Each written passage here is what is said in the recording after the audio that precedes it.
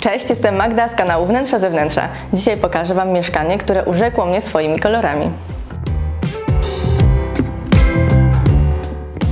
Często się mówi, że szewc bez butów chodzi, ale nie tym razem. Właścicielką tego mieszkania jest projektantka Aleksandra Brąszewska, założycielka studia Werner, która stworzyła tutaj naprawdę piękną przestrzeń. Na co dzień projektuję Wasze przestrzenie i muszę przyznać, że największą trudność sprawiło mi zaprojektowanie własnego mieszkania.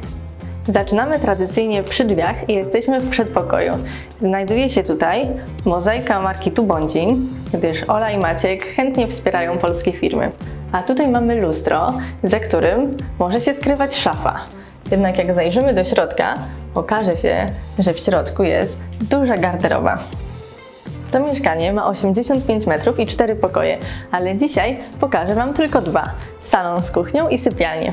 Zacznijmy od kuchni. W kuchni najważniejszą rolę grają fronty i na dole mamy takie bardziej klasyczne z frezami, a na górze takie zupełnie minimalistyczne, które nawet nie mają wystających uchwytów, w przeciwieństwie do tych na dole. Zobaczcie, że fronty na dole i fronty na górze nie muszą być takie same. Możemy połączyć zupełnie inne style i to może naprawdę fajnie wyglądać, czego dowodem jest ta kuchnia. Dzięki zastosowaniu gniazdek w blacie nie musimy robić otworów w płytkach i gniazdka nie rzucają się tak w oczy. Tutaj mamy kinkiety, które są regulowane i możemy je ustawić dokładnie tak, jak w danym momencie potrzebujemy. Ten obraz został namalowany przez Olę specjalnie do tego mieszkania. Zwróćcie uwagę, że poza farbami zostały tu użyte również płatki miedzi, dzięki czemu niektóre fragmenty pięknie się błyszczą i fajnie grają ze światłem. A tutaj pomiędzy lodówką a piekarnikiem, żeby te dwa urządzenia nie były blisko siebie, została zrobiona taka szuflada Blenda z Cargo, która jest naprawdę bardzo praktyczna. Do wszystkiego mamy dobry dostęp i nic niczego nie zasłania. Zobaczcie, że nawet taka wąska przestrzeń może być wykorzystana praktycznie. Czyż to nie fajne?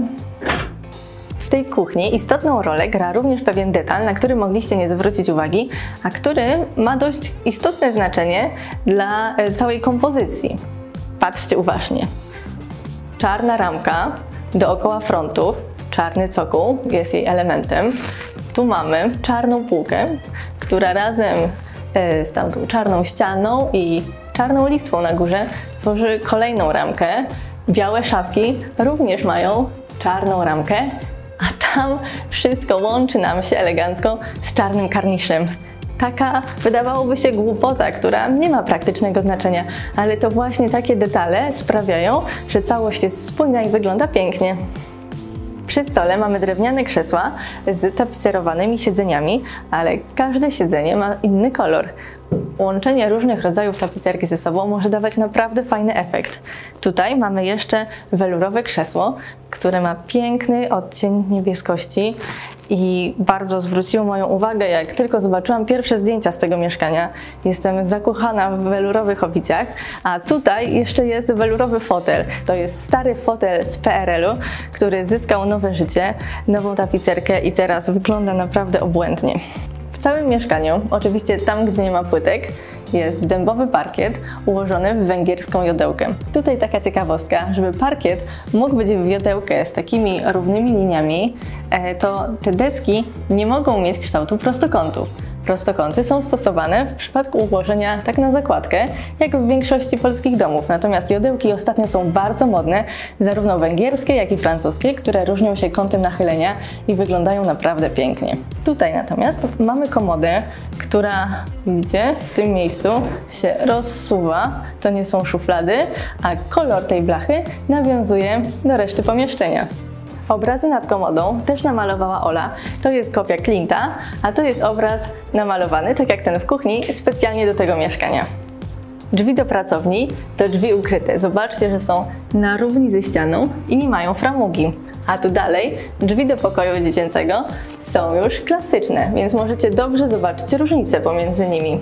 Nie będziemy tu zaglądać, tam jest dzidziuś, więc ciii.